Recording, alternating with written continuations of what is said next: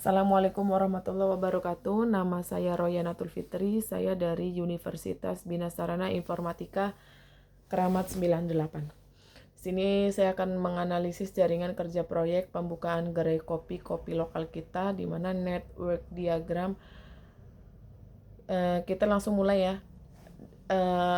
Dari mulai ke A itu durasinya 4 hari, dari A ke B kita perlu durasi 6 hari, dari A ke C kita perlu durasi 5 hari, dan dari B ke D durasinya 10 hari, serta D ke F durasinya 5 hari, F ke G durasinya 4 hari, dan dari G ke H durasinya 3 hari.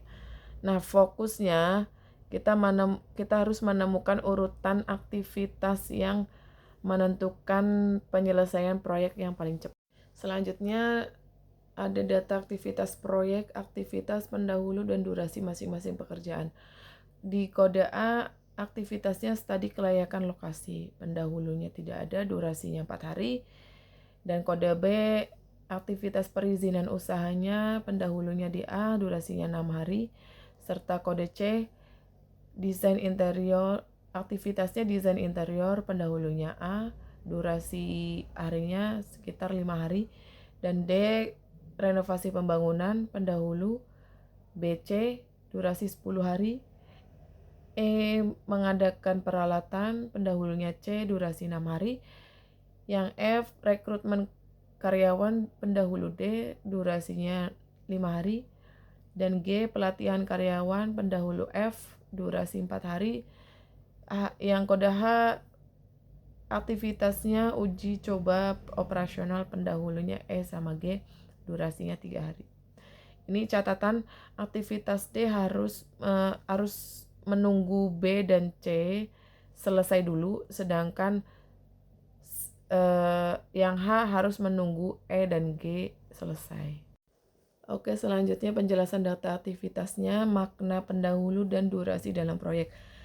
Cara membaca tabel aktivitasnya itu kolom kode menunjukkan nama singkat setiap aktivitas, kolom aktivitas menjelaskan pekerjaan yang dilakukan, kolom pendahulu menunjukkan aktivitas yang harus selesai lebih dulu, sedangkan kolom durasi menunjukkan lama waktu pekerjaan. Misalnya, aktivitas B hanya bisa dimulai setelah A selesai, sedangkan aktivitas D harus baru bisa dimulai setelah B dan C selesai.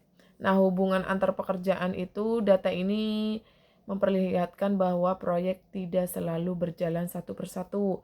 Setelah A selesai, B dan C dapat berjalan bersamaan, namun D harus menunggu dua pekerjaan sekaligus, yaitu B dan C selesai dulu.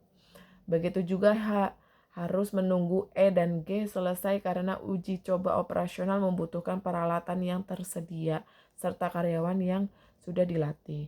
Jadi inti analisisnya, melalui data pendahulu dan durasi, kita dapat menyusun network diagram, menghitung waktu mulai dan selesai setiap aktivitas, serta menemukan jalur kritis yang menentukan total durasi proyek. Oke, di sini ada network diagram alur hubungan antar aktivitas proyek. Diagram jaringan kerja proyeknya, proyek pembukaan gerai kopi lokal kita. Oke, start.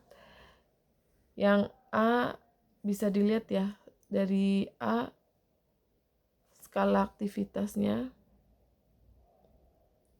bisa dilihat durasinya yang. Nah, jadi penjelasan network diagram di atas atau cara membaca alur proyek dari awal sampai selesai. Alur awal proyek dimulai dari start menuju A, yaitu studi kelayakan lokasi. Setelah A selesai, pekerjaan bercabang menjadi B dan C, artinya perizinan usaha dan desain interior dapat dikerjakan secara bersamaan karena bersama-sama hanya menunggu A selesai.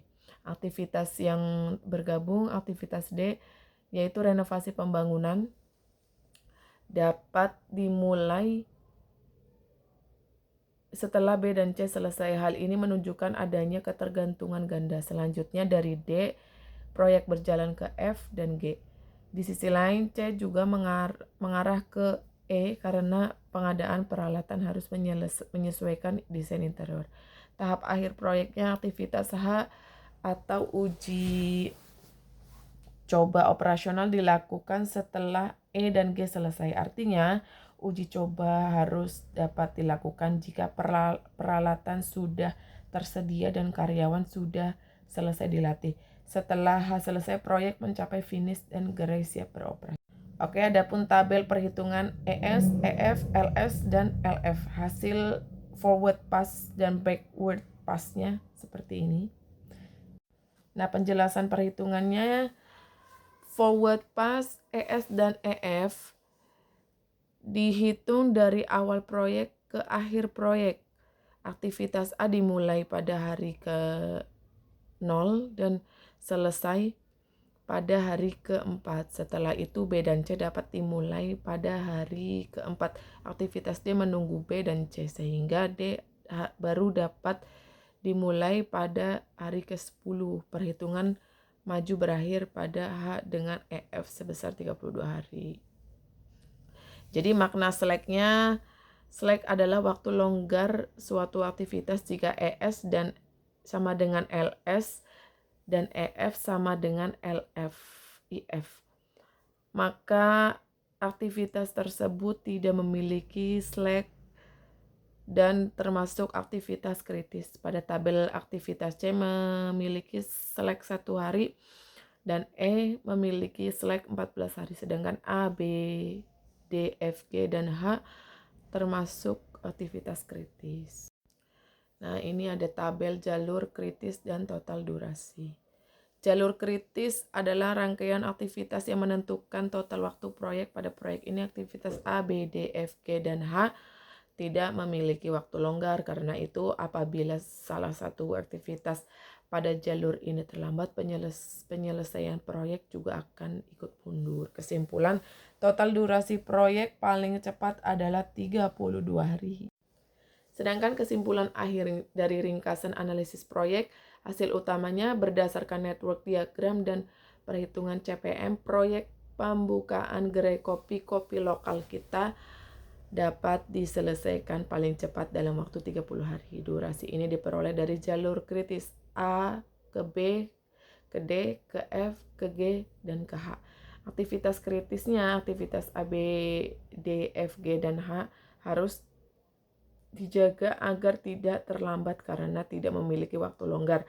Keterlambatan pada salah satu aktivitas tersebut akan berlangsung menambah total durasi proyek. Aktivitas non-kritisnya, aktivitas C dan E memiliki slack sehingga masih mempunyai ruang keterlambatan tertentu. Namun, aktivitas tersebut tetap perlu dikontrol agar tidak melewati batas LS dan LF yang sudah dihitung. Terima kasih.